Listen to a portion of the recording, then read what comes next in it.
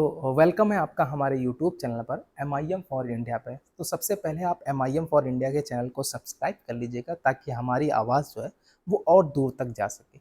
आज अभी कल ही चुनाव के नतीजे आए। उन चुनाव के नतीजों में 292 सीट भारतीय जनता पार्टी को हासिल हुई। बहुमत के आंकड़े को NDA पार कर गया। वहीं इंडिया गठबंधन बहुमत के आंकड़े को पार ना करके भी उसके खेमे में जो है वो खुशी का माहौल है। 292 पाने वाली उनके खेमों में कहीं ना कहीं बगावत के सुर छिड़ने लगे हैं। हालांकि वक्त बताएगा कि कौन शपथ लेगा, लेकिन इस वक्त सबसे बड़ा बात मैं आपको बता दूं कि एक सवाल है कि मुस्लिम चेहरे जो थे वो क्या जीते। हिंदुस्तान के पार्लियामेंट में कितने मुस्लिम चेहरे पहुंचेंगे। आप एक नाहिद हसन को तो जानते होंगे ना। नाहिद हसन जो पिछले विधानसभा चुनाव में उत्तर प्रदेश के अंदर योगी हुकूमत ने उसे जेल में डाल दिया था। माफ़ कीजिएगा, नाहिद हसन साहब को जेल में डाल दिया था। उन्हीं की बहन इकरा हसन, ये आप देख रहे हैं खूबसूरत सी तस्वीर, खूबसूरती से चुनाव लड़ा इकरा हसन साहब ने, बहुत मजबूती के साथ चुनाव लड़ा। इकरा हसन पहली जो है नाहिद हसन की जो बहन थी, उनके परिवार से पहली कोई ऐसी जो लेडी थी जो संसद में पहुंच करके पहली बार उत्तर प्रदेश से दहाड़ी। तो सबसे पहला चेहरा आपके सामने है। कितने सांसद बने मैं आपको बारी बारी से बताऊंगा कि कितने मुस्लिम सांसद पार्लियामेंट में जाएंगे। अब मैं दूसरी बात करने वाला हूं, जिनका नाम है मोहिबुल्ला, रामपुर से, आजम खान के गढ़। हाँ, नाराज़गी बहुत थी। आज़म खान ने कहा था कि उनके जो करीबी हैं उनको टिकट देना चाहिए, लेकिन अखिलेश यादव ने मोहिबुल्ला नदवी को टिकट दिया। फिर ST हसन का टिकट कटा, रुचि वीरा वहाँ पर आई गई। लेकिन ये जो आप मोहिबुल्ला नदवी साहब की फ़ोटो जो देख रहे हैं, बहुत नाराज़गी थी आज़म खान की, बताया ही जा रहा था। हालांकि रामपुर से प्रचंड बहुमत से जीते हैं, प्रचंड बहुमत। अब मैं तीसरी बात करने वाला हूँ, ज़ियाउर रहमान साहब। अभी आपने देखा होगा कुछ वक्त पहले शफीकुर रहमान बर्क साहब इंतकाल कर गए, और उनके इंतकाल में तमाम जो है वो सारे रिकॉर्ड टूट गए। पब्लिक जनता ने इस तरीके से मोहब्बत दिखाई, जनाजे में लाखों लाख भीड़ शामिल हुई। उसी उसी जो जीत का वो चल रहा था, जीत का सिलसिला शफीकुर रहमान बर्क की तरफ से चल रहा था, वो सिलसिला कायम रखने में कामयाब हो गए उनके पोते ज़ियाउर रहमान साहब। अब चौथे नंबर की बात करने वाला हूं, अफजाल अंसारी। बहुत बड़ा नाम। अभी आपने देखा होगा मुख्तार अंसारी साहब का इंतकाल हुआ, मौत हुई, पूरे देश में गम का माहौल था, और जो लोग उन्हें माफिया कह रहे थे बल्कि वो मसीहा थे। आपने तमाम जो है वीडियोस देखे होंगे। हालांकि अभी मैं आपको सिर्फ और सिर्फ खबर ये बता रहा हूँ, अभी उन पर चर्चा नहीं करेंगे। अभी मैं आपको बता रहा हूँ कि अफजाल अंसारी साहब चुनाव जीत गए हैं गाजीपुर सीट से। और दूसरी, अब मैं पाँचवें नंबर की बात करने वाला हूँ, इमरान मसूद। कई बार चुनाव हारे, कभी BSP में गए, कभी कांग्रेस में आए, कभी कांग्रेस में गए, कभी BSP में आए, कभी समाजवादी पार्टी का समर्थन। इनका सियासी सफ़र जो है वो रुका नहीं। लेकिन हालांकि इंडिया गठबंधन ने इनको टिकट दिया। कांग्रेस के टिकट से चुनाव लड़ रहे थे इमरान मसूद साहब, सहारनपुर से जीत गए और रात में प्रियंका दीदी को धन्यवाद भी किया। अब मैं छठे नंबर की बात करने वाला हूँ, कुंवर दानिश अली, जिनको संसद में खड़े होकर के कहा गया था कटुए, कटुआ, कटुआ। वही संसद दानिश, और वही बहुजन समाजवादी पार्टी के एकमात्र सांसद थे। लेकिन बहुजन समाजवादी पार्टी यानी बहन जी को लगा कि पार्टी की जो विचारधारा है, उन विचारधाराओं से दानिश जी हट गए हैं, उनको निष्कासित कर दिया। हालांकि निष्कासित करने का फायदा ये हुआ कि इंडिया गठबंधन ने इनको जो है उम्मीदवार बनाया, और ये जो है अमरोहा से चुनाव जीत गए। मतलब 7 कैंडिडेट मुस्लिम जीत रहे हैं। अभी आपको 8वें नंबर के बता रहा हूँ, 8वें नंबर, खलीलुर रहमान साहब, जहांगीरपुर।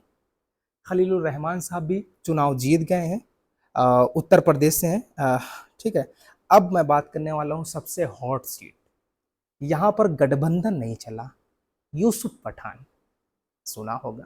क्रिकेटर जब वो क्रिकेट खेलते थे तो बहुत छक्के लगाते थे, बहुत चौके लगाते थे, दुश्मन को धराशायी कर देते थे, इंडिया के हक में लड़ते थे, इंडिया के पक्ष में लड़ते थे, इंडिया के हक में लड़ते थे। लेकिन यहाँ कुछ अलग हुआ, यहाँ ये इंडिया के खिलाफ लड़ रहे थे। इंडिया गठबंधन था, ममता दीदी इंडिया गठबंधन से हट करके बहरामपुर सीट से पहली बार जो है कोई मुस्लिम सांसद बना है। 1952 से 1952 के बाद से पहली बार ऐसा कोई शख्स है जो वहां से सांसद बना है और संसद में जाएगा। चलिए बात को लंबी ना करते हुए बाद में बात करेंगे यूसुफ पठान की, लेकिन हालांकि मामला बहुत दिलचस्प था। आगे चलते हैं। 9वें नंबर की अबू तहीर खान, मुर्शिदाबाद से, वेस्ट बंगाल। मुर्शिदाबाद से अबू तहीर खान, आप देख रहे होंगे ना, बहुत अच्छे से चुनाव लड़ा, बहुत कांटे की टक्कर थी, बहुत ज्यादा, मतलब आखिरी वक्त ये पता चल चुका था कि ये चुनाव हार गए, फिर खबर ये आई कि लाखों वोटों से जीत गए। अच्छा, आपने ताहिर खान साहब को देख लिया। अब 10वें नंबर की नूरुल इस्लाम, जो कि बसीरत सीट से जो है लोकसभा के प्रत्याशी थे। बहुत कांटे की टक्कर थी, बताया ही जा रहा था, सुबह ही खबर मिल गई थी ये चुनाव हार गए, लेकिन ऐसा कुछ नहीं था, वो सब अफवाहें थी। बसीरत साहब जो है, माफ कीजिएगा, नूरुल इस्लाम साहब जो है वो चुनाव जीत गए। मतलब 10 कैंडिडेट अभी तक आपको मैंने बताए हैं। उन 10 कैंडिडेट में अब ये 11वें कैंडिडेट की बात कर रहा हूँ, जिनका नाम है सजदा अहमद। देख रहे होंगे, एक लेडी है सजदा अहमद। आपने इकरा हसन को भी देखा होगा, इनको भी गौर से देख लीजिए और पहचान लीजिए। बहुत बेबाक बोलने वाली, हुकूमत से डरने वाली नहीं, निडर है। अब निडर सांसद जो है वो लोकसभा में पहुंचने वाले हैं। सजदा अहमद पहुंच गई हैं, उलबीरा से थी। अब 12वें नंबर की बात कर रहा हूँ। आप तस्वीर देख रहे होंगे, ईशा खान चौधरी, 12वें नंबर की। ये मालदा दक्षिण से थे, वेस्ट बंगाल से चुनाव लड़ा था। इंडिया गठबंधन अलायंस यहाँ पर था और मालदा से चुनाव लड़े थे। अब 12वें नंबर की 13वें नंबर की बात करने वाला हूँ। अरे भाई, 13वें नंबर की बात, इस चेहरे को तो आप बहुत अच्छी तरीके से जानते हैं। हालांकि ये 13वें नंबर पे आए, लेकिन देश में सबसे पहले अगर हुकूमत के नीतियों के गलत नीतियों का कोई विरोध करता है तो वो असदुद्दीन अवैसी साहब है। असदुद्दीन ओवैसी साहब, या यूं कह लीजिए कि मिल्लत की आवाज है, एक शेर है। शेर को हराने के शेर को हराने के लिए लोग जो है लड़ रहे थे। हालांकि माधवी लता की जमानत तक जब्त हो गई, माधवी लता जमानत अपनी नहीं बचा पाई, और वो जो कह रही थी, जो इशारे से कर रही थी, वो जो तीर बाण से निकाल करके इशारों से मारा जा रहा था मस्जिद की तरफ, मैं ये यहाँ से पूछना चाहता हूँ कि वो तीर गया तो गया कहाँ। हालांकि इस चेहरे से आप बहुत अच्छी तरीके से वाकिफ हैं। आप जानते हैं, चाहे पक्ष हो और चाहे विपक्ष हो, बेबाकी से अपनी बात रखना, कौम की बात रखना, दलितों की बात रखना, शोषितों की बात रखना, वंचितों की बात रखना, जो जालिम है उनके खिलाफ लड़ना, मजलूमों की हिमायत करना, असदुद्दीन ओवैसी है। अभी आपकी बात करता हूँ। हालांकि 3 लाख प्लस वोटों से जीत हासिल की है। अब बात करते हैं 11वें नंबर की, आगा सैयद रूहुल्लाह मेहंदी, श्रीनगर से। और मैं लखनऊ में खड़ा हूँ। थोड़ा सा जाति समीकरण बहुत ज़्यादा है हमारे लखनऊ में। जाति जाति बताओगे तो मज़ा आ जाता है, क्योंकि आज जो चुनाव लोकसभा में हुए हैं वो कहीं ना कहीं एक जाति समीकरण था। अयोध्या से भाजपा हारी। अयोध्या से जब भाजपा हारी तो लोगों ने कहना शुरू कर दिया कि अयोध्या में राम भक्त रहते हैं, अंधभक्त नहीं रहते हैं। लेकिन आप इनको सुनिए, इनका नाम है आगा सैयद रूहुल्लाह मेहंदी। ये हमारे सिया समाज से ताल्लुक़ रखते हैं और काफ़ी बेबाकी से बोलने वाले, इंशाल्लाह उर्दू अदब के माहिर, इंग्लिश लिटरेचर के माहिर हैं, और इंशाल्लाह जब बोलेंगे तो फिर देखिएगा इनकी दहाड़। अच्छा, आगे चलते हैं। 15वें नंबर की मियां अल्ताफ साहब, मियां भाई। हाँ, इन्हें मियां भाई कहा जाता है। जल्दी जल्दी बता देता हूँ, मियां अल्ताफ भाई, जो कि अवंतगन राजपुरी से चुनाव लड़े हैं। अब 16वें नंबर की बात कर लेता हूँ। 16वें नंबर अब्दुल राशिद शेख। थोड़ा सा, हाँ, अरे आप देख रहे होंगे, ये निर्दलीय चुनाव है वैसे। ये उमर अब्दुल्ला, जानते होंगे ना उमर अब्दुल्ला, उनको हराया है। उमर अब्दुल्ला के खिलाफ खड़े हुए थे, उमर अब्दुल्ला के खिलाफ चुनाव लड़े और हालांकि जीत हासिल की। और कल एक वीडियो आई थी जहां पर इतने ज़्यादा खुश थे कि खुशी से झूमते झूमते जो है वो कुर्सी में बैठ गए थे, मतलब डगमगा करके इतने ज़्यादा खुश थे कि अपने आप को संभाल नहीं पा रहे थे। मैंने अब्दुल राशिद भाई साहब की बात बताई। अब 17वें नंबर की मोहम्मद जावेद। अच्छा, यहाँ पर मुझे थोड़ा सा जो है, क्योंकि मैंने सीमांचल गया था, मैं सीमांचल बिहार में रहा हूँ, और यहाँ पर इनके मुकाबले में अख्तरुल ईमान साहब चुनाव लड़ रहे थे। एमआईएम के कैंडिडेट, बताया ये जा रहा था कि एमआईएम जो है बड़ी मजबूती के साथ लड़ रही है, इस बार डॉक्टर जावेद जो कि कांग्रेस से थे, वो डॉक्टर जावेद को हरा करके पार्लियामेंट में डॉक्टर जावेद की जगह किशनगंज के बिहार के अख्तरुल ईमान ले लेंगे। और चुनाव का माहौल भी यही था। चुनाव पूरी तरीके से पलटा हुआ था, मतलब कांग्रेस के पक्ष में नहीं था। लेकिन रातों रात ऐसा क्या हुआ कि जो कांग्रेस के कोर वोटर थे, और यहाँ सबसे बड़ा फैक्टर ये हुआ कि जो मुस्लिम वोट था उन्होंने तो अख्तरुल ईमान साहब को वोट दिया, हालांकि कट गया, क्योंकि मुस्लिम वोट भी देता तो अख्तरुल ईमान जो है वो जीत जाते हैं। ठीक है।